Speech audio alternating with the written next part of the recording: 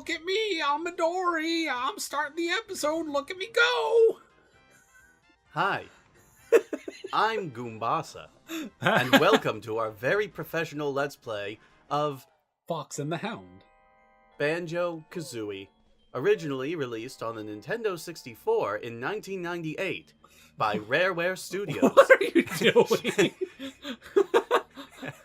I don't know. But seriously, welcome back to what will undoubtedly be the finale for Banjo Kazooie. Yes. Because all we have to do is go through the innermost sanctum. Here we go. And we go through there. This is why you need... This does bring me on to one of my only criticisms of the game. If you're a kid playing this, you would think that there would be some leeway on having to get all of these jiggies to get to the end of the game. But no, you need at minimum at least 94 of the 100 jiggies in the game in order to finish the game. Oh look, here's the Yeah, I was gonna say, like, look, it's the room. There's literally nothing that you can do in here, but it is nice to see that there's a bit of continuity and object permanence with that. Yeah. But yeah, you need at least 94 of 100 jiggies to reach the very end of this game, which means you have to completely 100% at least 9 out of the 10 worlds to finish it. Basically. Yeah. So yeah, this is what the last couple of notes are for. Each of these giant things here is basically a complete ammo restock if you need it. And there's also, if you went the extra mile and have the last couple of jiggies, at least 4 when you enter here, you can get something very special, which is very helpful for the end. This picture will double your health meter. Wow. Yes.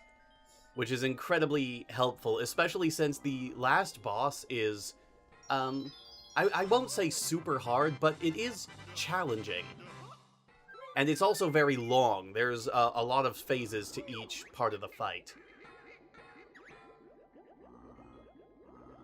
Alright. So, as I was saying about Timber 64 in the last episode, like I said, he was supposed to get his own game, and, let's see, what's the yellow mouse's name? Pipsy? I don't know. I don't really remember a lot of the secondary characters from that game. I didn't have it growing up, so I didn't play it a lot. The Badger and the Yellow Mouse, those two specifically, they were going to be characters in Timber 64. So I don't know what they had planned for Timber 64, but it didn't happen. And that upset me, because Timber was my favorite character. Mm-hmm. I was really into tigers at the time. Yeah. So I began, like, imagining what a Timber 64 game would be like. Mm. It's always kind of interesting to ask what-ifs about stuff like that. Like, I always wonder what it would have been like to get Dinosaur Planet without Star Fox being put into it. Yeah, just Crystal and her brother. Yeah. I just think it would have been very, very interesting. It would have. I mean, it's unfortunate that Crystal would have been the one that traveled around with Prince Tricky, but... Yeah. But then, of course, we all know Miyamoto said, hey, this game has a fox in it. We got a fox. Why not put him in the game? I actually don't know if it was that simplistic, but, like... I can't find very much, I can't really find any concrete evidence as to what, like, the behind-the-scenes thinking was for putting Star Fox in there. Yeah, and you have no idea how much it upsets me that they reduced Crystal to the role of damsel in distress for that entire game. Yeah, you only play as her during that one sequence right at the beginning, and then she's gone, barely gets any character development. Like, she was supposed to be, like, she was built up as this big, breakthrough character when she was first announced, because she was used very heavily in the marketing. Yeah, wasn't she? Yeah, she was like, Crystal is the new character that gets introduced in there. And that was basically all that was the big focus leading up to the game's release. And then they decided, hey, you know what? Fox could use his own Zelda. Yep, it didn't really work out that well. Yeah, I bet it didn't. Have you ever played it, Star Fox Adventures? I have. I beat it. Oh, so have I. So that's another one to add to the list. Because Yeah. I actually kind of enjoy it. I'm not saying it's a good game, but I do enjoy playing it every now and then. There was a segment of the game where it didn't tell me what I was supposed to be doing, and when I looked up what I was supposed to be doing, like, I was like, how was I supposed to know that? Mm-hmm. Basically, you're supposed to use your telescope to look at something long enough to cause a magnification of light that opens up something. Like, you have to do it on two different corners of the area where the Tyrannosaurus Rexes are. And I looked at them with my binoculars, but I couldn't figure out what I was supposed to be doing. I was like, there's something way over there, but what am I supposed to do with it? And then eventually I looked it up, and it's like, how long did you stare at them? And I'm like, what does that matter? Apparently it does matter. This part is actually kind of hard, because you have to hit her with the beak bomb attack while she's moving back and forth. There we go. And she just... One of my least favorite things about Star Fox Adventures Mm-hmm. was the way that they shafted the final boss. Oh yeah, like, you don't even fight General Scales at all. Did you know that in that fight, if you just stand there, facing down General Scales, if you don't attack, it won't actually trigger the cutscene? Yeah, I believe I recall that. Yeah, that's how most people, like, that's definitive proof that there was supposed to be a boss fight there that was just ripped out due to time constraints. Oh, not due to time constraints, honey, because we had to give the boss battle to the true villain of the Star Fox universe. No, it was time constraints, because you got to keep in mind, while that game was being developed was around the time Microsoft bought out Rare. So they had to cut a huge amount of content from that game in order to get it done before they were bought out. So they could have had both General Scales and, spoilers, Andross as bosses in that game, but they had to cut the General Scales fight because they couldn't finish it before they were bought out. Okay, so this is basically the last big phase of the fight here. You got each of these Jinjo statues. You got to put, I believe, 3 eggs into each one, and they will break apart and make big Jinjos that will attack Grunty for you.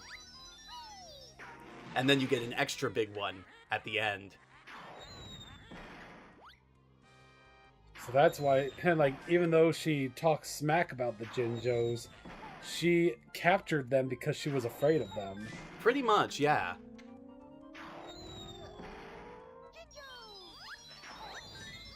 Whoop.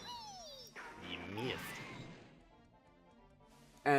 The reason why this fight does get more challenging is because she starts leading her shots. She gets a lot more accurate at this point.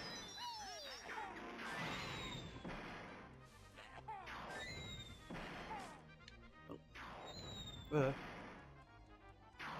hitboxes on those explosions are weird, too. Like, sometimes they hit me, sometimes they don't.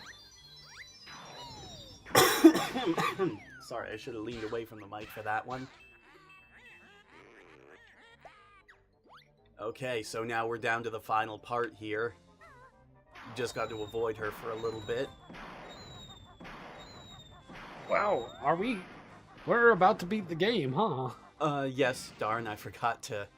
That spell is impossible to avoid. You have to use the Wonder Wing ability and go invincible to avoid that. Okay, so this is the last phase of the fight. You have to put 3 eggs in all 4 holes while she is pelting you with spells. And also using that in that spell, too. Come on. Oh, is it 3 or 4? It should, You gotta keep filling it up until it's, until it closes. There we go. Why can't you just rapid fire them? Because it doesn't take. There's a pause in between each one. So I have to pause. There we go, there's 2. Yeesh. Yeah.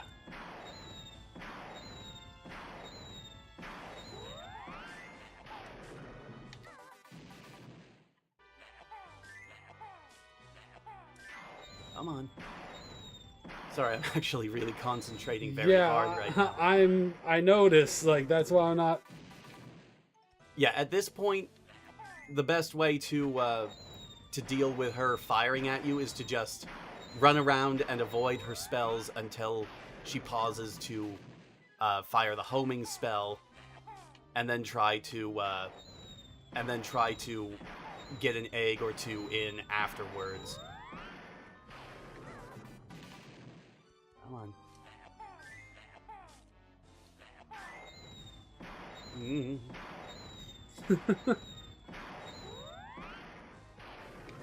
I hate the fact that the camera moves every time I activate that, because on the original game, the way that it worked was you had to hit the C buttons to it. Oh, Jesus. Yeah, the Ginginator. But to activate that move, all you had to do was hit the C button while you were crouched and it would activate, but it wouldn't move the camera. In this game, though, they map activating the Wonder Wing to crouching and then hitting right on the second analog stick, which not only activates the move, but also moves the camera in that direction as well, which is very, very annoying. And it also means that you sometimes accidentally activate the move when you are trying to just move the camera, if you happen to be crouching at the same time. I'll give Gruntilda this. She's got a lot of stamina to take this many attacks. Endurance. Yeah. Endurance. Sorry. And she tries one more desperation attack, too. Not that it really matters. So yeah, we've beaten the game. Look at her falling.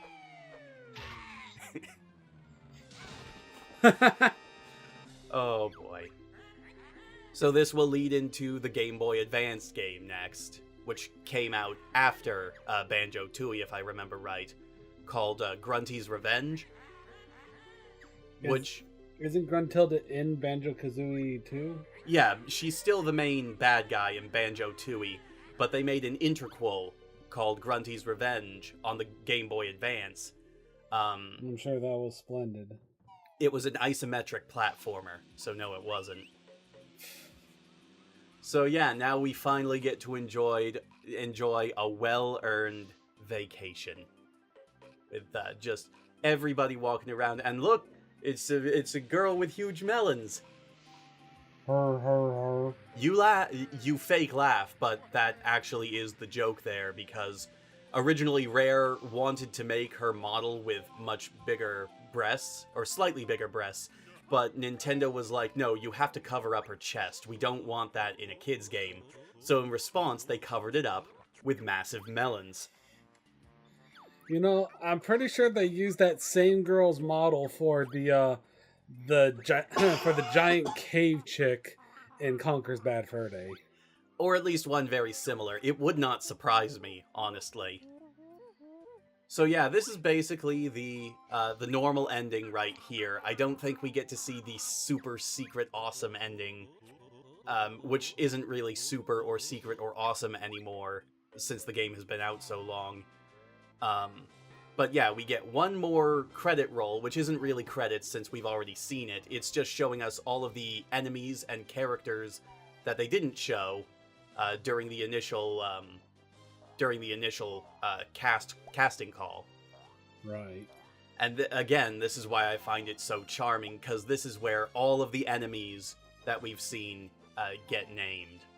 Yes, all of the enemies. Even those ones, those guys just sat there. They were target practice during the tutorial, and they get a name. Where I was about to go was, yes, all the enemies that you have mercilessly slaughtered throughout the game. Yeah, where basically the only difference between His name is Big Butt. Yes. The only difference between most of these enemies was the fact that they just had different models. Most of them didn't even have like specific new attacks or anything. There were some differences, like ones that stood still, ones that could make you drop items, and of course ones that tried to look like something else. Hello, Snippet. You exploded. Yes, they did. So, how should we end this? Like, what kind of note do we go out on? Like, we say goodbye, of course. Like, are we going to sit through this entire credit sequence, or? Well, we kind of have to, because we got to show off the super secret ending that happens if you get all 100 jiggies. Which you did. Which I did, because I'm awesome. And I just play this game way too much, so... Oh, Midori. Oh, I thought you were reaching for something to drink. Don't drink into the microphone, it's very bad. See, these guys don't even get their own name, they're just the Tip Top Choir. Because Tip Top is so awesome. Yeah. It's just, they go through every single character and every single enemy in this game. They want to make sure that you know the name of every single one of Boggy's sons.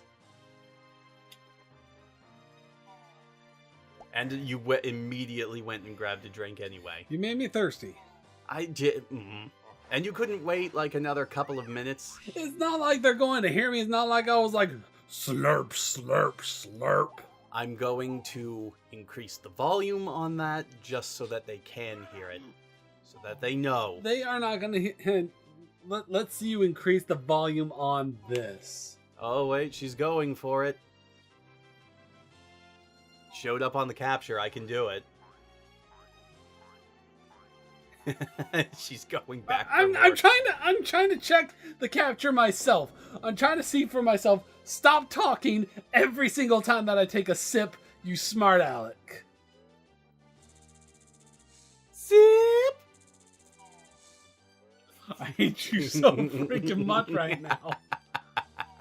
Stop it.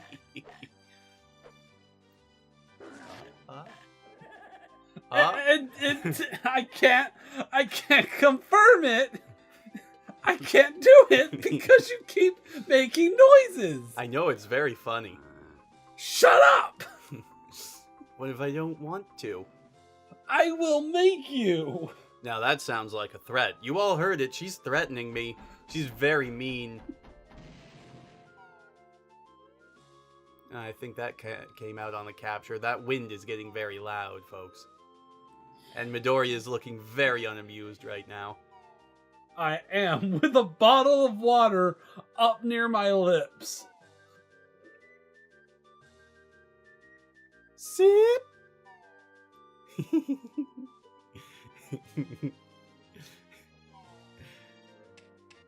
I think this is a good note to go out on. I cannot prove you wrong if you keep f***ing with me. Exactly. Shut up, you big clucker. What is that? You already said I was f***ing with you. censoring yourself now is not going to do anything. I was referring to the enemy that we just saw. Oh, I thought you were actually trying to censor yourself for a change. Okay, here's the last cutscene that you only get.